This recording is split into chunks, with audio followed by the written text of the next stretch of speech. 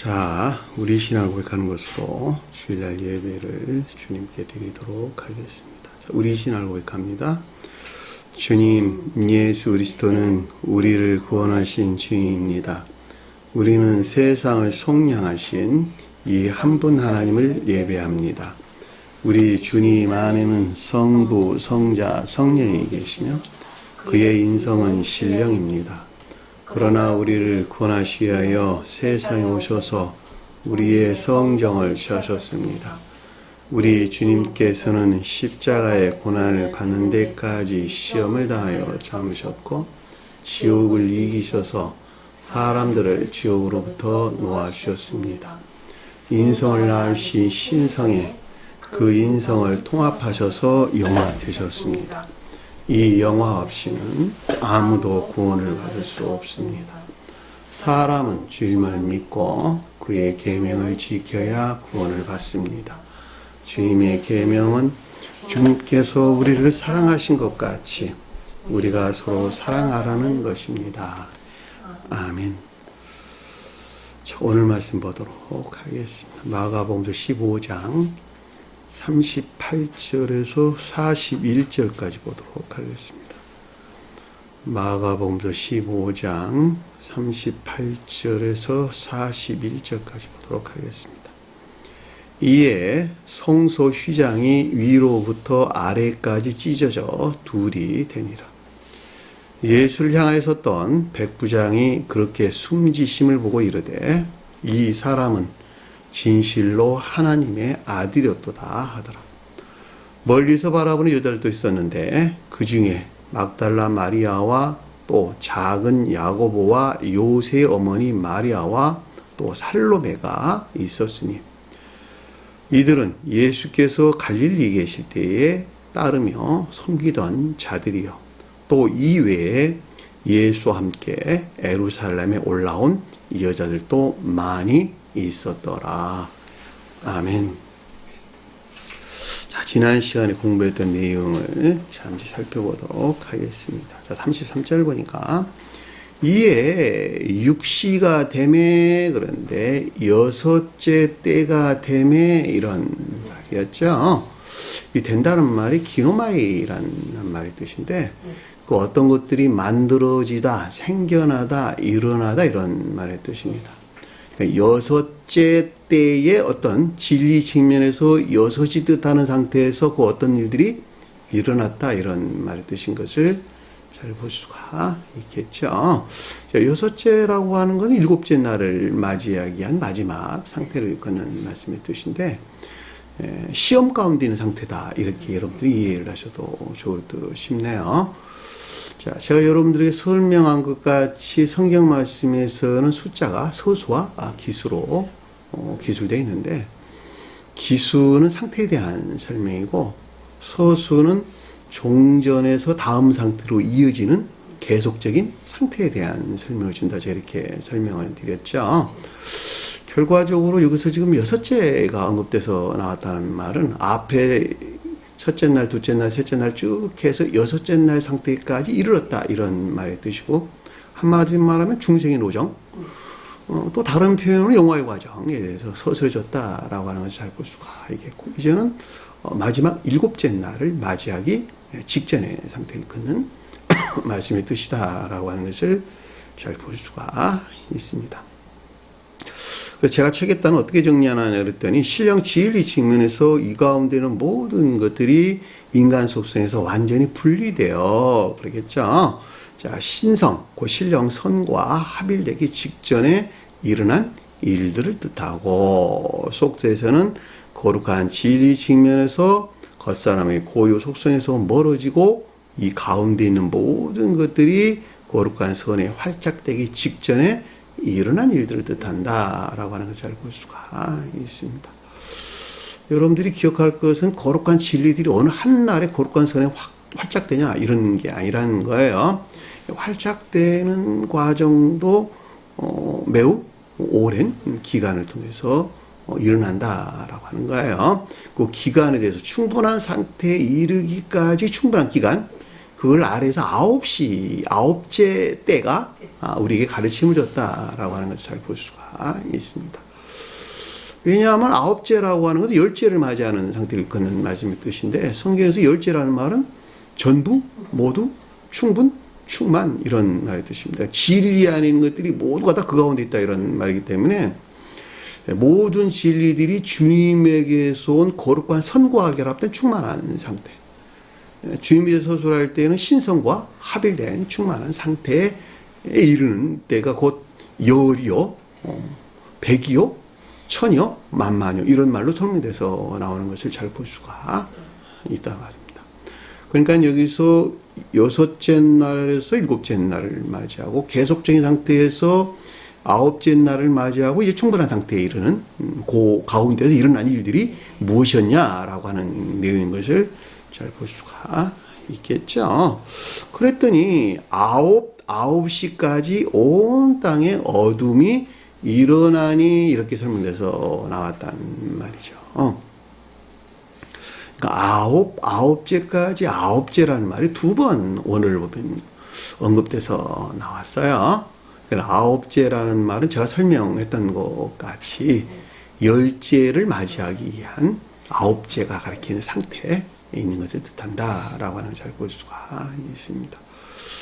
일반적으로 3의 배수는 그 뜻이 3과 동일하다 이렇게 제가 자주 설명한 내용이죠. 그러니까 진리 측면에서 이 같은 상태에 있다. 여러분들이 이렇게 이해하시면 좋을 듯 싶네요. 근데 어떤 상태에 있었냐 그랬더니 온 땅에 어두움이 있었단 말이에요.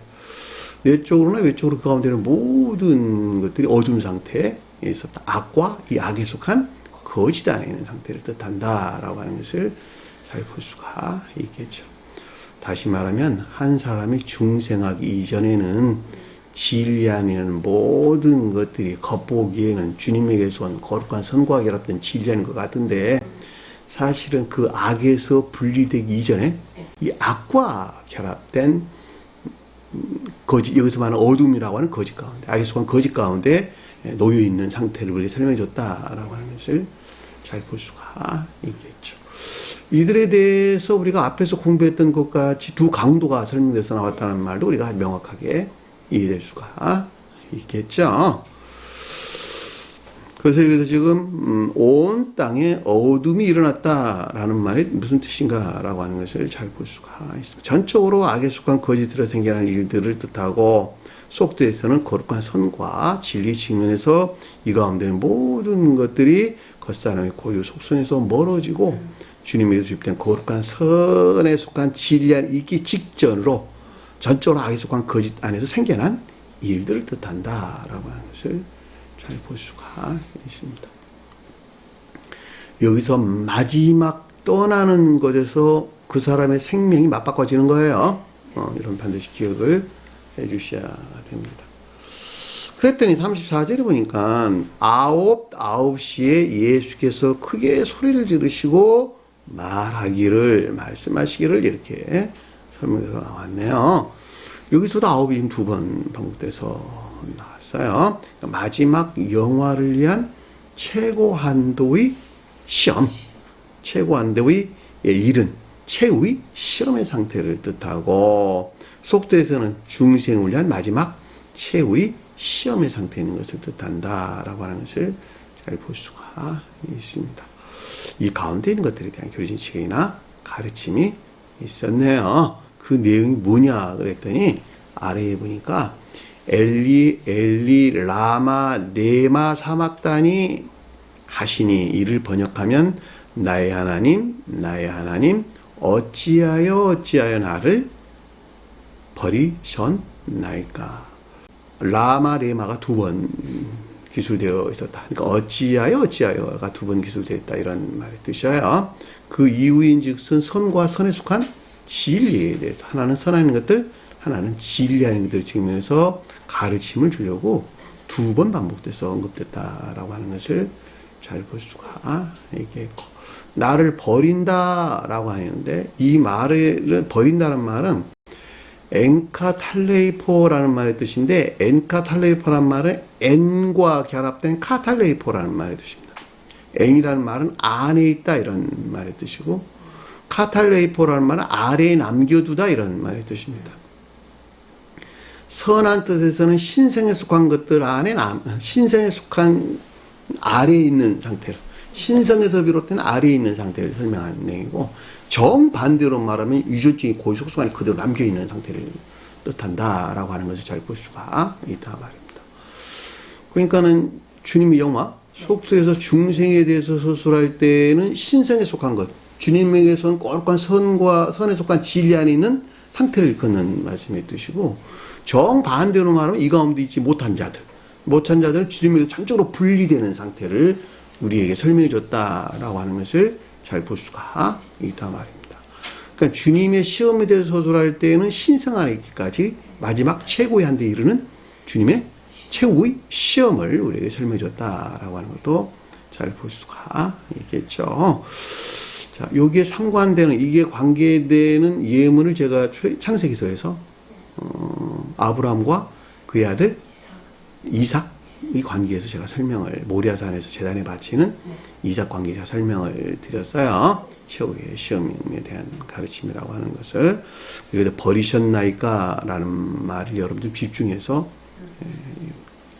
공부를 하셔야 될 것 같습니다. 왜냐하면 성경 말씀에서는 전적으로 한쪽과 아닐 때는 정반대의 상태가 일어나는 것이기 때문에, 우리가 유다도 그랬잖아요. 유다가 교리 안에 있는 관능적인 사람과 밀착된 거룩한 선을 표징하는 것인데, 정반대로 말할 때는 그 가운데는 악을 가리킨다라고 하는 것도 잘 볼 수가 있단 말입니다.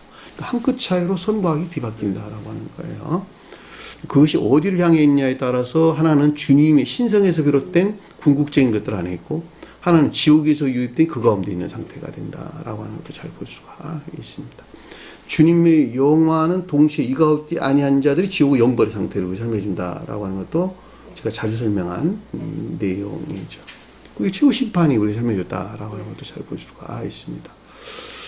그러니까 주님께서 십자가에서 내가 죽었고 돌아가셨거든요 라고 할 때, 선한 뜻에서는 주님의 영화나 속뜻에서는 중생을 표징하는 거고, 또 일반적으로 새로운 교회의 시작을 가리키는 말의 뜻이기도 하지만, 정반대로 말할 때는 이 가운데 있지 못한 자들이 지옥의 영벌의 상태, 전적으로 주님에게서 분리된 지옥의 영벌의 상태를 뜻한다라고 하는 것을 잘 볼 수가 있겠죠.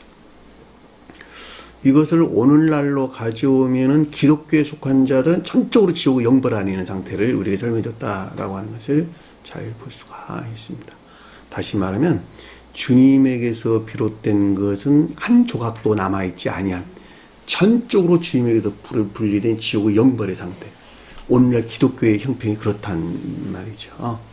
왜냐하면 지금 성원이 계시서 새로운 교회가 시작되고 있는 것을 우리에게 계시록서에서 가르침을 주고 있는 것이고, 역시 오늘날도 지금 제가 여러분들이 설명하는 내용도 마찬가지잖아요.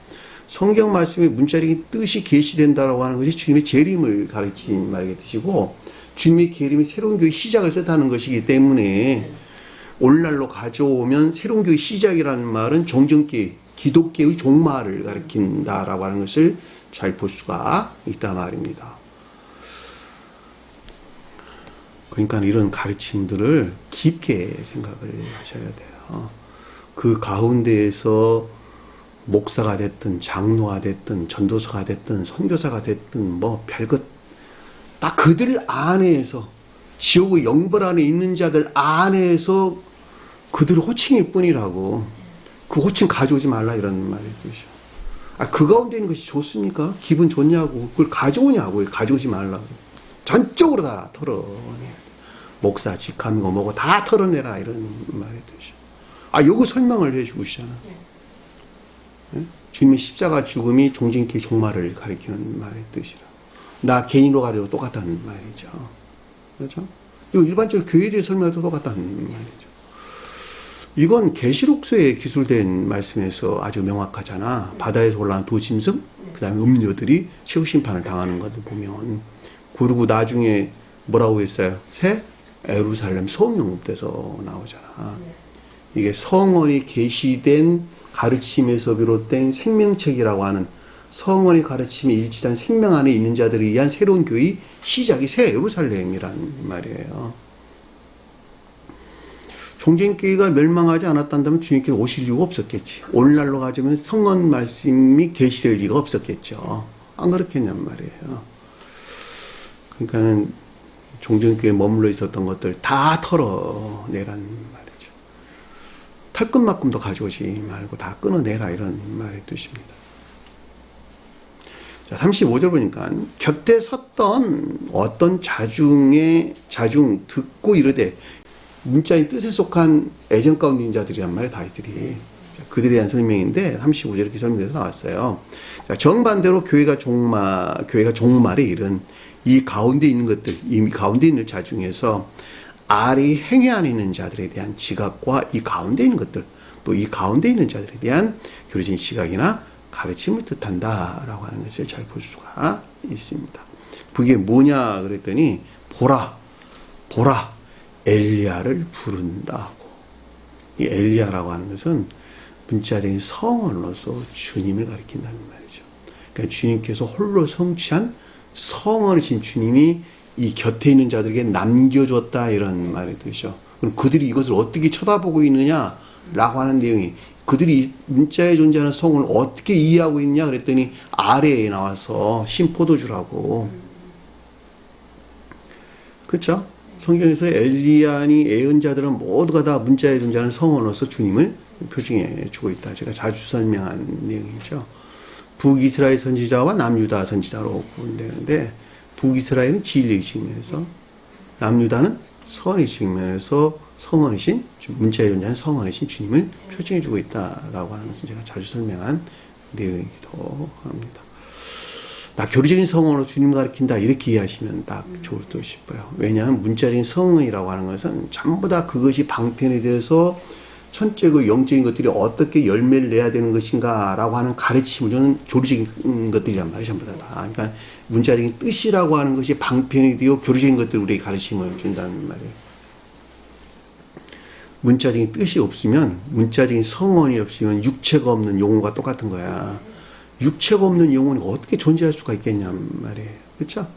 이 세상에서 영과 결합된 육체 안에다 영혼을 품고 있는 육체가 있어서 육체가 활동한다 이런 말의 뜻이요. 활동하는 것을 교리하는 것들 그런단 말이에요. 적용. 그러니까 성경 말씀의 문자의 뜻이라고 하는 건 전부 다 신령 활동 안에 있는 것들이야. 공부했잖아 우리가. 요한과 세례 요한의 관계에서. 세례 요한을 엘리야라고 불렀다라고 하는 아주 명확하고 그 가운데 일하는 신령 활동이 있었는데 그분을 누구? 요한이라고 불렀다는 말이죠. 그러니까 문자의 뜻 안에서 일을 한다 이런 말의 뜻이죠. 성경 말씀의 문자의 뜻들을 무시해버리면 그 가운데서 신령 천적이고 영적인 것들이 어떻게 결과 안에서 그걸 드러내겠느냐고. 내 안에 있는 마음과 생각 안에 있는 것들이 어떻게 이웃에게 내 육체가 없는데 그걸 드러내겠냐 이런 말의 뜻이죠. 존재하는 것들은 아무것도 없다니까. 예? 그러니까 우리가 이 세상에 사는 한은 반드시 육체 안에서 어떤 일들을 해내야 된다는 말이에요. 이걸 제가 수시스로 설명하는 손과 발이 움직이는 일들 안에 반드시 있어야 된다. 이렇게 설명을 한다는 말이죠. 그러니까 손과 발이 움직이는 일들 안에서 분리되어 있는데 내가 주님 사랑 안에 있어. 이런 말은 성립될 수가 없다는 거예요. 그냥 낱말의 개념 위에는 아무것도 남아있는 것이 아니란 말이죠. 낱말의 개념이라고 하는 것은 지식 안에 머무르는 것 외에는 아무것도 아니에요. 생명이 전혀 없는 것이다 이런 말의 뜻이죠. 스웨덴볼은 아주 정확하게 설명을 했어요. 잠시 있다 사라져버리는 바람과 같은 것이란다. 있는 것 같은데 없는 것이라 이런 말의 뜻이죠. 그러나 삶 가운데에서 손과 발이 움직이는 일들 안에서 내 몸이 그것이 실제적으로 증명을 해 보일 때에 그것이 살아있는 존재가 된다는 말이에요. 그걸 계시록서에는 생명책 그랬다고. 성언의 가르침이 일치된 삶, 사랑이나 인애에 속한 선한 삶이 어떤 성질이 있었느냐에 따라서 심판이 있다 이런 말의 뜻이라는 걸 우리가 잘 볼 수가 있겠죠. 그러니까 이들에게 남겨진 성인은 어떻게 그들은 이해했겠었냐 그랬더니 아래에 보니까 이에 어떤 하나가 달려갔다는 말이 생각에서 나왔다는 것이 아니고 의지에 속한 애정에서 나온 열망을 뜻한다라고 하는 것을 잘 볼 수가 있습니다. 앞서 설명한 마지막 교회가 종말에 이른 이 가운데 있는 자들로 문자적인 성언이신 주님을 향한 의지에 속한 애정에서 비롯된 것을 뜻한다라고 하는 것을 잘 볼 수가 있습니다. 그런데 어떤 상태에 있었냐 그랬더니 신포도주가 가리키는 상태에 있었다는 거야. 그럼에도 불구하고 그것이 주님에게서 비롯된 가르침 안에 있던 것으로 여겼던 것을 뜻한다라고 하는 것을 잘 볼 수가 있겠죠. 신포도주가 뭐냐 그랬더니 성언이 또는 신령 진리에서 비롯된 것들이 이화된 상태, 이화됐다 이런 말의 뜻이에요. 이화된 거짓에서 취한 해용이라고 하는 건 머금고 있다 이런 말이에요. 스펀지 머금는다. 기억지 않은 것들, 이것들을 머금고 있는 기억지 않은 충분한 온갖 기억지 않은 거짓된 것들, 그것을 해용으로 가득 적셨다 이런 말의 뜻인 것을 잘 볼 수가 있다는 말입니다. 그러니까 여기서는 이화된 거짓들에서 취한 온갖 기억적인 지식 들어있는 것들로 갈 때 깨었다라고 하는 이 지식들이 능력이 있어 없어요? 거의 없다는 거예요. 거의 없다는 사실 없는 거야 그냥. 그런 가르침을 여기서 갈 때 깨었다라고 하는 것을 잘 볼 수가 있습니다. 그에게 마시고 말하기를, 마시었다는 말은 마시도록 주었다 이런 말인데, 마실 것을 주다 이런 말인데, 영적인 토크에서는 내가 여러분들에게 마실 것을 주는 것은 가르치면은 다른 것이 가르치는 것이 아니요. 여러분들 입장에서는 배움을 가리키는 말의 뜻이고, 주님 입장에서는 가르침을 주는 것이라는 말이죠. 그러니까 여기서는 지금 그에게 마실 걸 줬다는 건 마치 주님에게서 온 가르침 안에 또 배움 안에 있는 것 같은 것을 뜻한다라고 하는 것을 잘 볼 수가 있단 말입니다. 신포도주에 속한 해용으로 가득 머금 상태에 있는데 이것이 마치 주님으로부터 가르침 안에 주님에게서 비롯된 배움 안에 있는 것 같은 것을 뜻한다라고 하는 것을 아주 명확하게 이해될 수가 있단 말입니다. 오늘날 기독교에 속한 대부분의 사람들이 다 이 가운데 있다는 말이죠. 아까 제가 설명한 것 같이 이 엄청난 이 잘못된 이 지옥 안에 지금 빠져가지고 옳은 것인지 옳은 것이 그런 것인지 아무것도 알 수 없는 짙은 어둠 가운데 갇혀있는 오늘날 기독교의 모습이란 말이죠. 아무리 설명을 해줘도 무슨 말 뜻인지를 못 알아듣는다고. 눈이 있어도 맹인이고 귀가 있어도 듣지 못하는 귀머거리니까 그럴 수밖에 없다는 말이에요. 완전 속이의 경리기야. 속이의 경리기. 그랬더니 가만두라, 엘리야가 와서 그를 내려주나 보자 하더라. 자, 가만두라면 그럼에도 불구하고 전적으로 주님에게서 분리되어 있는 것으로 이런 말이겠네요. 엘리야가 와서 그를 내려주나 보자. 왔다는 거야? 내려오지 않았다는 거야? 내려오지 않았다. 문자에 존재하는 성언이신, 선의 측면에서 문자적인 존재하는 성언이신 주님이 철저하게 모독되고 더럽혀진 지옥의 영벌의 상태를 우리에게 설명해 줬다라고 하는 걸 잘 볼 수가 있겠죠. 선의 측면에서 문자적인 성언이 모독된 지옥의 저주와 영벌의 상태를 표기하고 있다라고 하는 것을 잘 볼 수가 있습니다. 이에 37절 보니까 이에 예수께서 큰 소리를 지르시고 숨지니라. 숨지라는 말이 호흡을 그치다 이런 말의 뜻이죠. 그러니까 인간 속성에 속한 그 어떤 것들로부터 호흡을 그치고 신성에 속한 호흡 안에 있었다 이런 말의 뜻이고, 저와 여러분들 마찬가지예요. 겉살의 고유 속성에서 나오는 호흡을 그치고 주님에게서 온 거룩한 선에서 나온 호흡 안에 있었다 이런 말의 뜻입니다. 정반대로 말하면 지옥의 영벌 가운데 있는 자들과는 더 이상 호흡할 수 없는 지옥의 저주나 영벌의 상태를 위해 설명해줬다라고 하는 것을 잘 볼 수가 있단 말입니다. 그러니까 주님께서 십자가에서 죽으심이라고 하는 것은 관능적이고 감관적인 사람과 밀착되어 있는, 심지어는 물질적인 육체에 이르기까지도 전적으로 인간 속성에서 분리된 신성과 함엄한 상태를 가리키는 말의 뜻이고, 저와 여러분들로 가져오면은 육체는 그렇게 할 수 없었어. 그럼에도 불구하고 관능적이고 감관적인 사람이 주님에게도 거룩한 선에 속한 진리 안에 있는 상태를 가리킨다라고 하는 것을 잘 볼 수가 있다 말입니다. 이해되셨나요? 네. 자, 여기까지가 우리가 지난 시간에 공부했던 내용입니다. 자, 오늘 공부할 내용 보도록 하겠습니다. 자, 38절 보니까 그리고 성소 휘장이 위로부터 아래까지 찢어져 둘이 되니 그랬는데, 성소는 가장 높은 데서 신령 인성으로서 주님을, 속도에서는 천계나 교회를 표준한다. 자, 저와 여러분들이 잘 아는 것 같이 성소는 지성소와 뜰로 구분되어 있었다라고 하는 것이었어요. 지성소의 깊은 곳에 신령 율법으로서 주님 또는 신령 인성으로서 주님이 그 가운데 계셨다라고 하는 것이고 신령 율법으로서 주님으로부터 천적인 것들을 걸쳐서 청적인 것들을 통해서 영적인 것들에게 주입되고 영적인 것들이 자연적인 것들 안에 흘러내려와 이 가운데는 모든 것들을 한 몸 안에 이렇게 하신다라고 하는 가르침이 성소에 대한 내용이에요. 지성소와 성소와 뜰에 대한 가르침인 것을 잘 볼 수가 있습니다. 한마디로 말하면 지성소는 신령 천적인 것들에 대응하고 성소는 신령 영적인 것들에 대응하고 뜰은 신령 자연적인 것들에 대응한다라고 하는 거예요. 자, 요 개념을 속뜻에서 가져오면 지성소는 천적인 교회에 대응하고 성소는 영적인 교회에 동하고 뜰은 자연적인 것들에 대응한다. 또는 자연적인 교회에 대응한다 이런 건데 천적인 교회에 속한 자들은 영적인 것들을 통해서 자연적인 것들에서 열매를 내고 이런 말이 뜻이고 영적인 교회에 속한 자들은 영혼로 간직되고 있는 천적인 것들에서 나와 진리들을 통해서 뜰이라고 하는 자연적인 것들에서 열매를 낸다. 이렇게 여러분들 이해하시면 좋을 듯 싶어요. 개별적으로 가져올 때. 자, 이 계도의 측면에서는 천적인 교회, 영적인 교회, 자연적인 교회를 표정하지만 한 사람이 개별적으로 가져올 때는 그러다 이런 말이에요. 영적인 사람들은 천적인 것들 알아 몰라. 모른다는 말이에요. 그러니까 영적인 것들을 통해서 뜰이라고 하는 자연적인 것들이 열매를 낸다 이런 말이에요.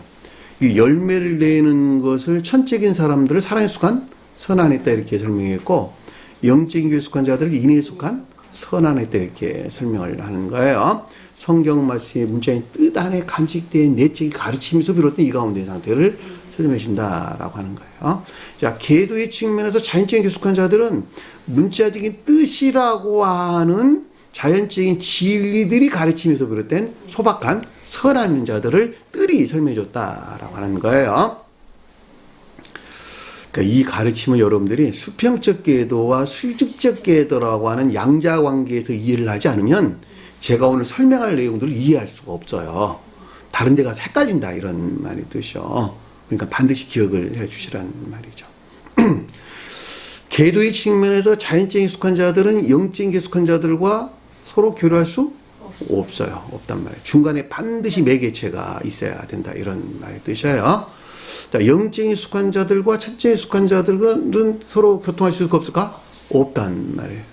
없다는 말은 매개적인 천사들이 가운데에서 중개를 해준다 이런 말의 뜻이죠. 그렇죠?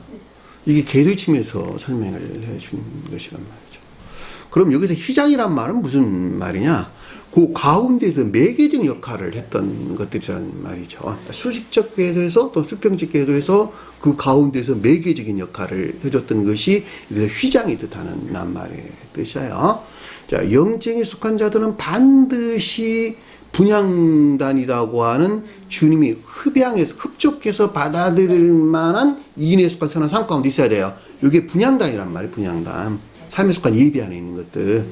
그 가운데 있는 자들 주님께서 흠양하셨다 이런 말이죠. 그래서 이 같은 이유에서 휘장 바깥쪽 휘장에서 영적인 교수가 성소 쪽에 분향단을 놨다라고 하는 것을 잘 볼 수가 있다 말입니다. 역시 성소에 있는 자들도 뜰이라고 하는 마당과 관계에서 휘장이 쳐졌다라고 하는 것도 여러분들이 잘 알 수 있었고 그 가운데서 반드시 문을 통해서만 교류를 할 수가 있었다라고 하는 것도 아주 우리가 명확하게 이해될 수가 있죠. 그 문이 뭐냐 그래 파수꾼들을 그 가운데 세웠단 말이죠. 그랬죠. 그 가운데 있는 것들이 복합제 지일이 아니지 않냐고서 결코 들어갈 수 없었다 이런 말도 우리가 이해될 수가 있겠죠. 그러니까 자연적인 것들에서 손과 발을 반드시 닦아야 손을 씻어야 됐다 이런 말의 뜻인 것을 잘 볼 수가 있겠고 뜰에서 뜰 안에 있는 제단이라고 하는 번제단이라고 하는 것은 반드시 정화된 삶 가운데 있어야만 우리가 주님 나라라고 하는 뜰 안에 들어갈 수 있고 이 뜰 안에서도 그 문을 통해서 서로 교류했다라고 하는 것을 잘 볼 수가 있다는 말입니다. 그러니까 여기서 지금 영화되신 상태다라고 하는 것은 천적인 것들이 막힘이 없이 영적인 것들에 흘러내려왔고 주입되고 영적인 것들에서 계속해서 자연적인 것들까지 유입되는 상태. 그것이 휘장이 찢겨진 것이 우리에게 설명해 줬다라고 하는 것을 잘 볼 수가 있다. 그동안에는 영적인 것들이 유전적인 고유 속성 안에 있어가지고 진리하는 것들이 유전적인 고유 속성 안에 있어서 직접적으로 교류나 내통할 수 없었단 말이에요. 그러니까 매개적인 왕국을 통해서 교통을 했었는데 영화되시고 나니까는 왜 진리하는 것들이 기울는 부분을 받은 상태니까 전적으로 막힘이 없는 신성에 속한 것들이 궁극적인 자연적인 것들이 흘러내려와 전적으로 한 몸이 된 신령 인성안의 상태를 우리에게 설명해 줬다라고 하는 것을 잘 볼 수가 있단 말입니다. 그것이 휘장이 직통하게 됐다. 신령 전적인 것, 신령 영적인 것, 신령 자연적인 것들이 중간에서 매개적인 역할을 통해서 서로 교류 활동했던 어떤 것들이 더 이상 그 가운데 있지 않냐고 직통하는 관계에 놓인 그것이 곧 휘장이 찢겼다라고 하는 가르침을 주는 것을 잘 볼 수가 있습니다. 중개적 선안에 있는 것들 또 매개적 선안 앞 가운데 중개해준다 이런 말의 뜻이에요. 그러니까 휘장이라고 하는 것은 계류의 측면에서 보는 천적 외적인 것들 이렇게 설명될 수가 있겠고 성소라고 하는 것들의 측면에서 볼 때는 영적 내적인 것들 이렇게 설명돼서 나오는데 제가 여러분들에게 예전에 한번 설명을 드렸어요. 야, 머리가 신령 천적인 것들 지성소에 속한 것이란다면 몸통은 성소에 속한 것들인데 그 가운데 중개 역할을 하는 것이 목이 가리키는 말씀의 뜻이다.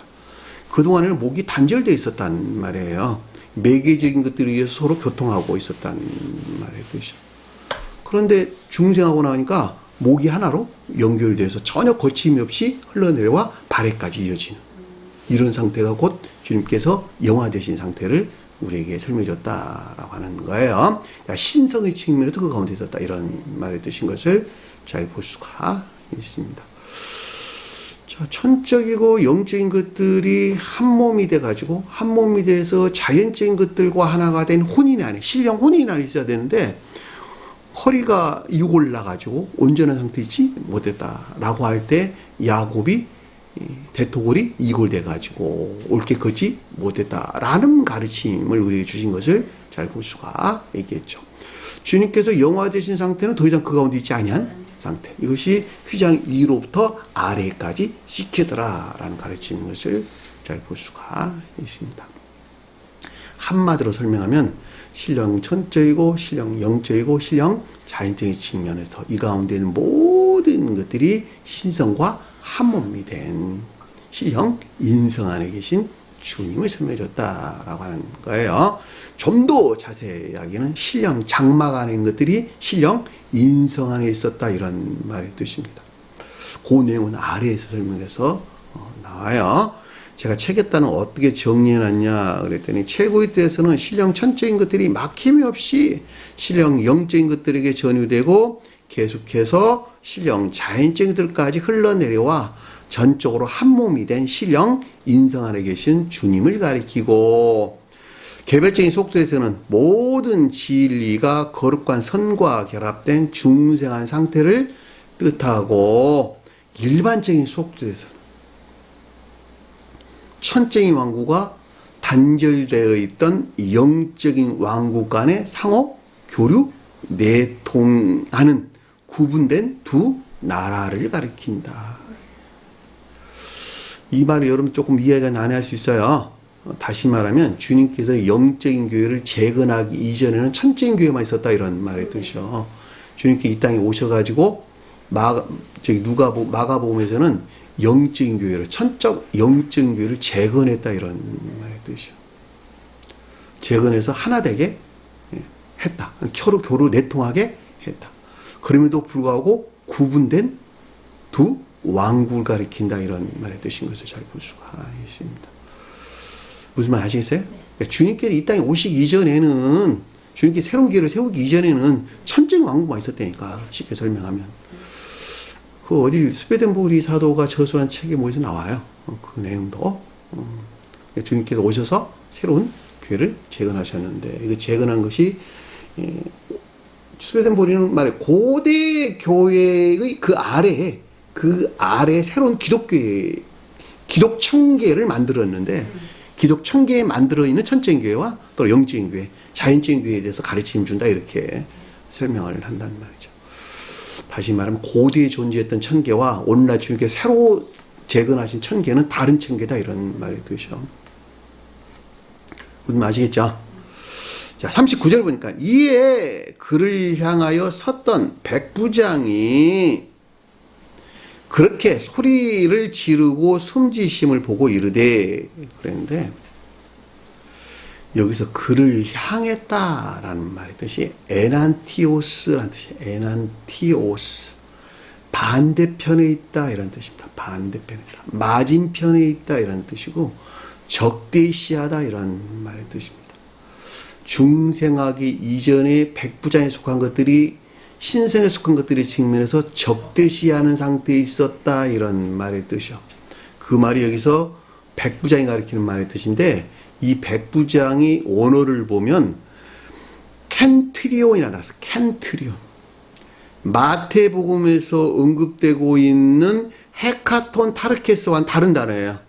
마태복음에서 백부장은 헤카톤 카르테스, 신성과 결합된 충만한 진리하는 것들을 가리키는 말의 뜻이고 여기서는 그런 낱말이 아니에요. 그런 낱말이 아니고 정반대에 있었는데 이것들이 신성 안에 있게 됐다 이런 말의 뜻이에요. 신성에 속한 백부장 상태에 있게 됐다 이런 말의 뜻입니다. 그래서 반대라는 말을 썼어. 향하여. 긍정적으로 향해 있다는 말이 아니라 반대를 해서 반대해가지고 적대에 섰던 백부장 이런 말입니다. 적대에 섰던 백부장 이런 뜻이에요. 켄트리온. 그러니까 그 말은 그동안 신령 천적인 것들을 치명적으로 파괴하는 악과 결합된 온갖 합리적인 추론에 속한 거짓들에서 분리되어 주님께서 영화되기 이전 이 가운데 있었다는 거야. 신세의 측면에서 신세에 속한 것들을 치명적으로 파괴하는 백부장이 가르친 상태에 있었다는 거야. 그랬더니 이전 어떻게 됐냐 그랬더니 신령 천적인 것들의 측면에서 신성과 결합된 신령 함적인 진리로 충만한 상태에 있는 것을 뜻한다라고 하는 것을 잘 볼 수가 있습니다.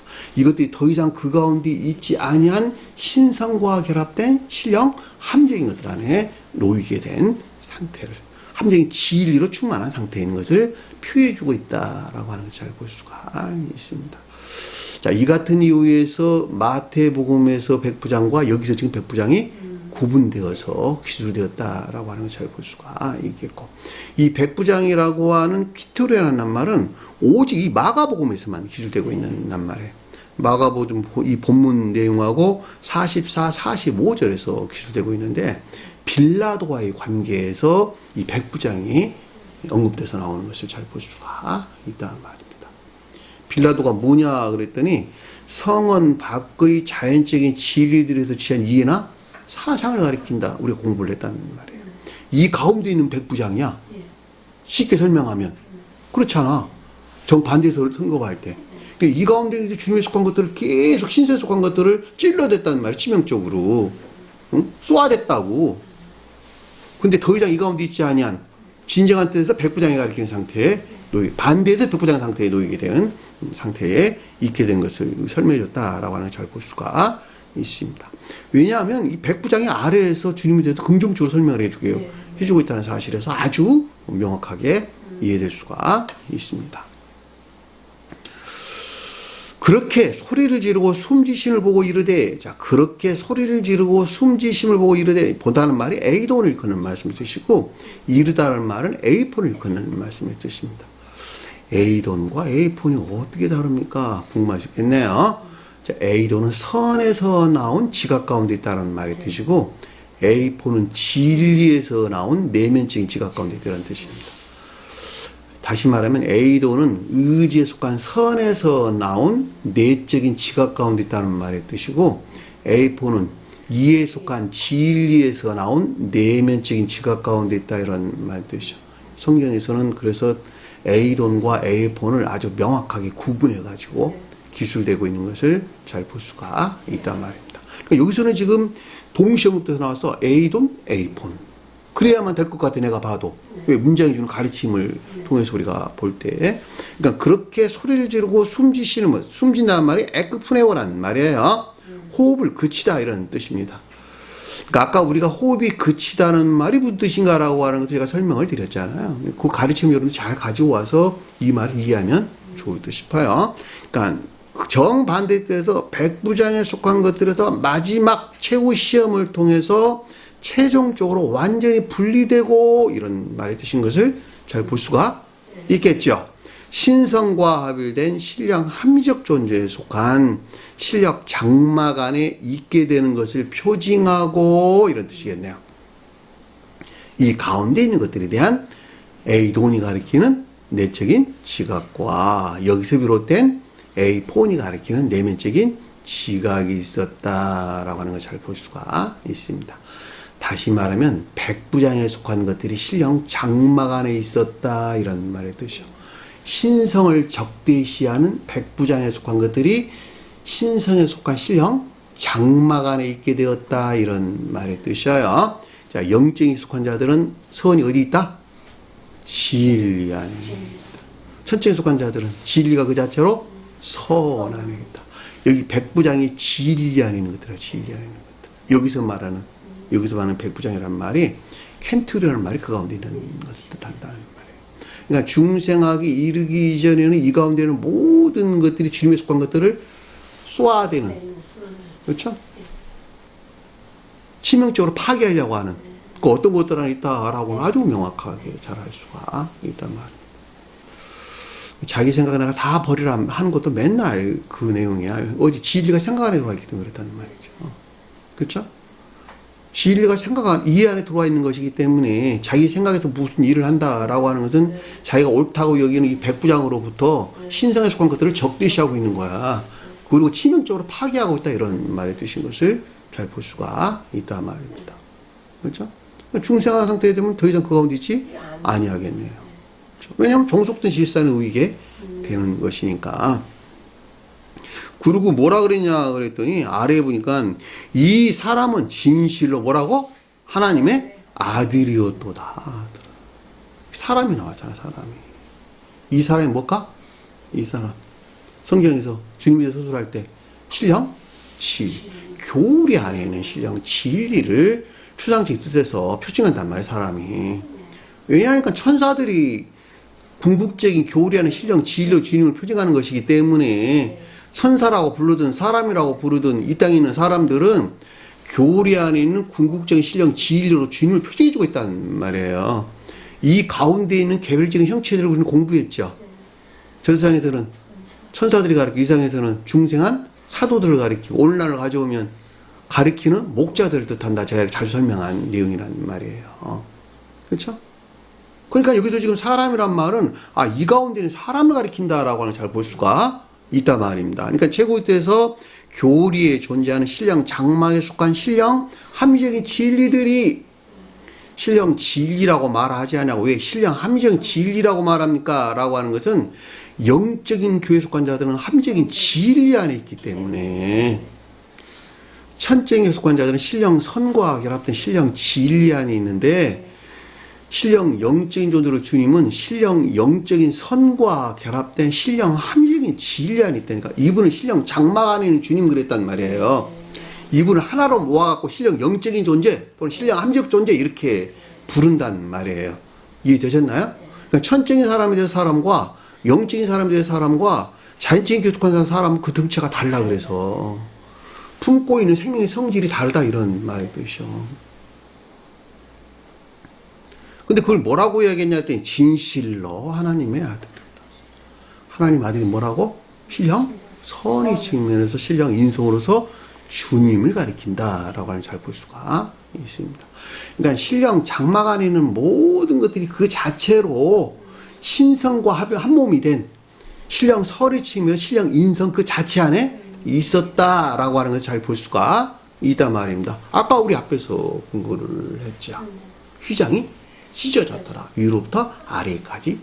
제가 그때 설명을 넉넉하게 해드렸던 것을 잘 볼 수가 있단 말입니다.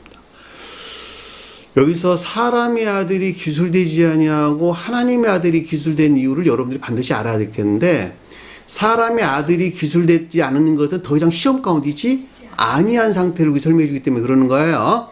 이거 사람의 아들이었다란다, 시험 가운데 있는 상태를 이끄는 말씀의 뜻이란 말이에요. 주님이 영화되신 상태는 더 이상 시험이 없는 신령 평안에 있는 상태를 가리키는 것이구나. 그래서 독생자라고 하는 하나님의 아들이라고 불렀다라고 하는 걸 잘 볼 수가 있단 말입니다. 다시 말하면 하나님의 아들로서 주님은 더 이상 시험을 겪지 않는다, 이런 말의 뜻이죠. 왜냐하면 그 진리 안에 있든지 이 가운데는 모든 것들이 신성과 한 몸이 된 신령, 선에 속한 신령 진리 안에 있기 때문에 그렇다는 말이죠. 그것이 신령 천적인 것들이 됐든지 신령 영적인 것들이 됐든지 신령 자연적인 것들이 됐든지 더 이상 하나님의 아들이었다, 이런 말의 뜻인 것을 잘 볼 수가 있단 말입니다. 그러니까 성경에 기술된 곳곳에서 사람의 아들과 하나님의 아들이 엄격하게 구분되어서 기술되고 있는데, 여러분들이 이 낱말을 어떻게 이해해야 되는 것인지 아주 명확하게 우리에게 가르침을 준다는 말이에요. 그냥 어때 가서 사람의 아들 이렇게 부르지 않았다고.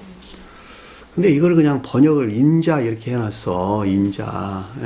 한문을 따다가 인자라고 머릿속에 들어오는 순간에 그 뭘 가르치면 알겠느냐고. 어떨 때 사람의 아들을 어떨 때 인자라고 불렀다. 이게 말이 안 되잖아. 낱말에 통일성이 없잖아. 그러니까 철저하게 인자란 말 쓰면 안 된다는 말이에요. 사람의 아들이라고 반드시 번역을 하셔야 돼요. 단어가 두 단어야, 두 단어. 히오스와 데오스로 나누어져 있다는 말이에요. 네? 하나님의 아들, 사람의 아들과 이렇게 구분된다는 것을 잘 볼 수가 있단 말입니다. 그러면 이분 영화 되신 주님으로부터 어떤 새로운 교회가 있겠네, 그렇죠? 네. 그 새로운 교회에 대한 가르침이 아래에서 주신 말씀인 것을 잘 볼 수가 있습니다. 그랬더니 40절 보니까 이에 멀리서 바라보는 여자들도 있는데, 가까이다 멀리다? 멀리다. 여자는 뭘까? 교회, 곧 새로운 교회에 대해서 설명해 줬다라고 하는 것을 잘 볼 수가 있겠죠. 다시 말하면 앞서서 주님께서 영화 되셨어. 영화 되셔가지고 하나님의 아들이 되셨어. 하나님 아들이라고 하는 신령 인성으로서 주님으로부터 새롭게 재건되는 교회를 가리켜서 여자들을 그랬단 말이에요. 근데 멀리 있다는 말은 아직 충분한 상태에 이르지 못한, 다소 멀리 떨어져 있는 교회 상태에 대해서 우리에게 설명해 줬다라고 하는 것을 잘 볼 수가 있겠죠. 성경 말씀에서 여자들은 모두가 다 일반적인 교회를 표정한다.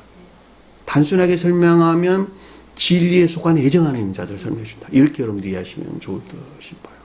그렇죠? 성경에서 그러니까 여자들 이름들이 아주 많이 나오는데, 그 이름들이 뜻하는 성질 안에 있는 일반적인 교회, 성질 안에 있는 교회, 이렇게 여러분들이 이해하시면 좋을 듯 싶습니다. 그러니까 누구에 대해서 언급했는데 그것이 여자 있는가 남자 있는가라고 여러분이 판단을 할 때 그 낱말을 우리가 쉽게 이해될 수 있는 것이죠. 천적인 교회에 속한 자를 서술할 때는 남자는 의지 안에 있는 것을 설명해 주고, 여자는 이해 안에 있는 것을 설명해 주는 것입니다. 영적인 교회에 속한 자를 설명할 때는 남자는 이해에 속한 진리 안에 있는 것들을 설명해 주고, 여자는 새로운 의지 안에 있는 것들을 설명해 준다라고 하는 것도 여러분들이 참고로 가져와서 이해하시면 좋을 듯 싶어요. 여기서는 그냥 그 말, 저 말 다 빼버리면 여자 이렇게 설명돼서 나오는 것을 잘 볼 수가 있겠죠. 이에 멀리서 바라보는 여자들도 있는데, 영화 대신 신령, 합리적 존재로서 이런 말이겠네요. 주님으로부터 다소 멀리 있는 새로운 영적인 교회를 표징해주고 있다라고 하는 것을 잘 볼 수가 있습니다. 그들이 누구냐 그랬더니 자세하게 설명해서 나왔어요. 그 중에 막달라 마리아와 작은 야고보와 요새의 어머니 마리아, 그리고 살로메가 있더라. 막달라 마리아는 우리 공부했죠. 천적 영적인 교회를 설명해 준다라고 하는 것이었어요. 이 막달라라는 말은 아람어에서 망대, 망루가 뜻하는 낱말에서 가져온 단어예요. 망대라는 말은 높이 세운, 탑이란 말, 탑, 지킨다 이런 뜻이요. 옛날 우리 어렸을 때 먹을 건 많이 없어가지고 저기 복숭아 밭이나 아니면은 수박밭에 가가지고 근데 원두막을 쳐놓잖아. 원두막 여러 개 지키고 있잖아. 군대에서 가서 봐도 적군들을 지키려고 높은 탑을 세우는 게 있단 말이에요. 그 낱말에서 가져온 뜻이야. 그러니까 이거 교리적으로 가져오면 내적 영적인 진리하는 것 또는 영적 내적 진리하는 것들 이렇게 설명하시면 여러분 딱 좋을 듯 싶어요. 이 가운데 있는 마리아야 그러니까 영적 내적인 교회 또는 천적 영적인 교회 이런 말로 설명될 수가 나와 있겠네. 그렇죠? 그게 막달라 마리아인 것을 잘 볼 수가 있단 말입니다. 그러니까 천적인 교회 속한 자를 설명할 때는 천적 외적인 교회란 말로 설명될 수도 있겠네요. 그렇죠? 그리고 영적인 교회 속한 자를 서술할 때는 영적 내적인 교회 이렇게 설명될 수가 있겠네요. 요 목 부분에서 위쪽 부분은 천적인 교회 속한 설명이고 아래쪽 부분은 영적인 교회 속한 설명이구나. 요 가운데는 막달라구나. 이렇게 여러분들이 이해하시면 좋을 듯 싶어요. 이들은 믿음이 상호에나 인해 안에 있겠네요. 그렇죠? 상호에나 인해 안에 있는 자들을 가리켜서 막달라 마리아라고 불렀다. 다소 멀리 떨어져 있다 이런 말의 뜻이라. 다소 멀리 떨어져 있는 이 가운데 있는 자들에서 지금 막달라 마리아라고 불렀다라고 하는 거예요. 그렇죠? 그 질서를 설명해 주고 있는 것이잖아. 그렇죠? 그러면은 그 아래 작은 야고보와 요새 어머니 마리아는 뭐냐 이러는 거야. 작다 이러다면 작다. 마리아에 비해서 막달라 마리아에 비해서 작다 이런 말이잖아. 그 야고보는 우리 공부했죠. 사랑이나 인애를 뜻한다.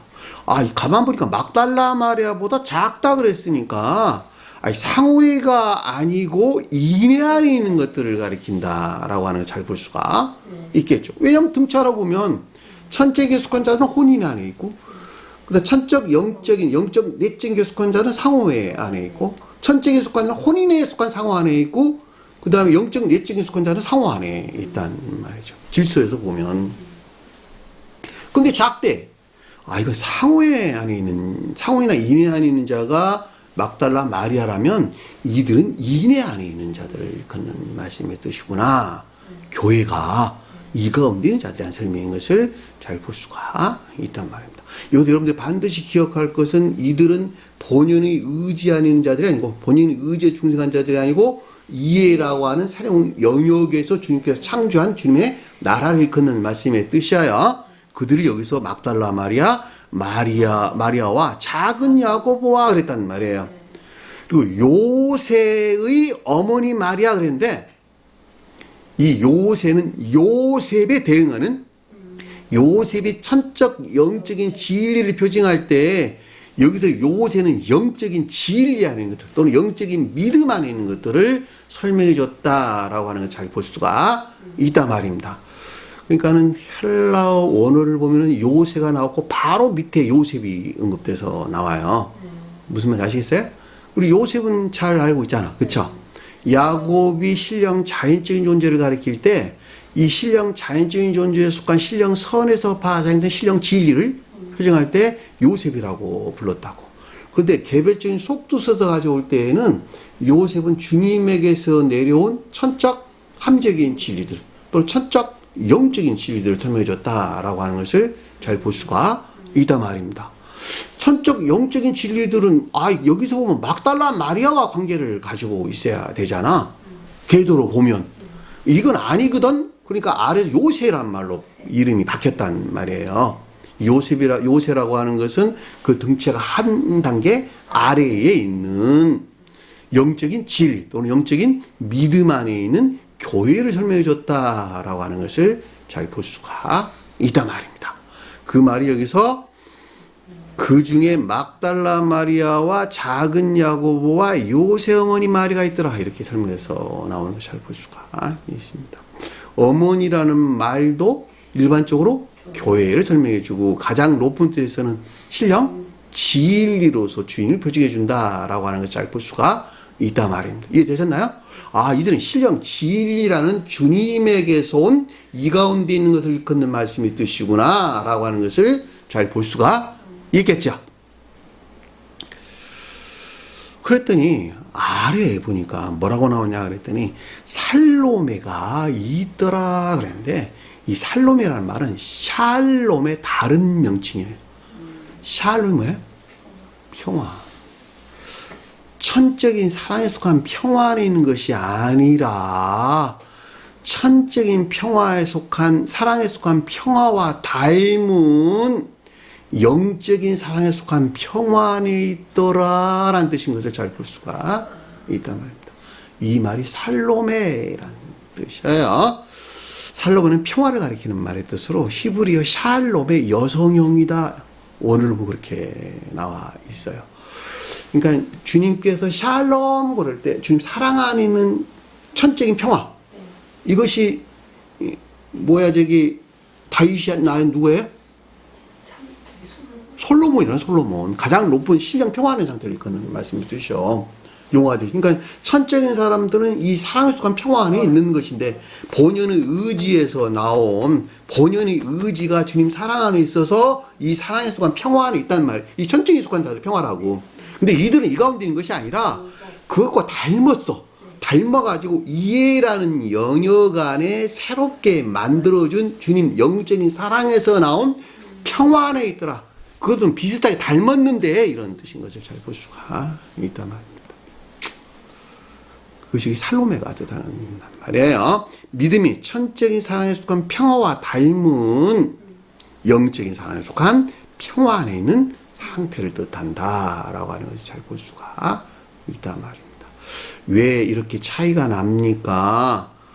그럴 수밖에 없는 거예요. 천적인 사람들은 고유 속성, 의지라는 고유 속성에서 멀리 떨어진, 주님으로 대해 설명할 때는 완전히 분리된 이런 말이란 말이죠. 근데 영적인 속한 자는 그렇지 못하단 말이에요. 본연의 고유 속성이 그대로 남아있고 진리라고 하는 복종 상태에 놓여있다는 말이에요. 겉으로 보기에는 평화가 같은 것 같은데 전혀 그 성질이 닮음만 있지 그 가운데 있지는 못하다는 말이에요. 그러니까 그만큼, 그러니까 여기서 영적인 사람과 속한 평화가 우리에게 가르침을 주는 것이 살로메가 가르치는 말씀듯이 무엇을 뜻하는지 아주 잘 볼 수가 있단 말입니다. 그러니까 영적인 속한 자들은 그 등치가 매우 낮죠. 그랬더니 그 아래에 보니까 뭐라고 설명이 나왔냐 그랬더니, 갈릴리에 있을 때에, 갈릴리가 뭘 가르칠까? 참된 기억지. 교회를 섬기는 참된 기억. 여기서는 앞에 여자들이 표징해주고 있는 이 가운데 있는 겉사람을 위해 선용되는 참된 비역지. 이것이 갈릴리가 뜻하는 말의 뜻인 것을 잘 볼 수가 있단 말입니다. 근데 이것이 어디서 나왔냐 그랬더니 주님에게서 나왔다는 거야. 그 아래에 설명에서 나왔잖아. 기억하세요? 갈릴리 바다는 지식들의 측면에서, 갈릴리는 선의 측면에서 언급해주는 건데, 이 본문을 가져오면 막달라 마리아와 그다음에 작은 야고보와 그다음에 요새의 어머니 마리아가 표징하고 있는 겉사람을 위해 선용되는 기역지, 참된 기역지가 갈릴리가 설명해줬다라고 하는 것을 잘 볼 수가 있겠죠. 그랬더니 그 아래 보니까 뭐라고 설명이 나왔냐 그랬더니, 그를 뒤따라서 그를 섬기던 자들이여. 그를 뒤따라 그를 섬기던 자들이여.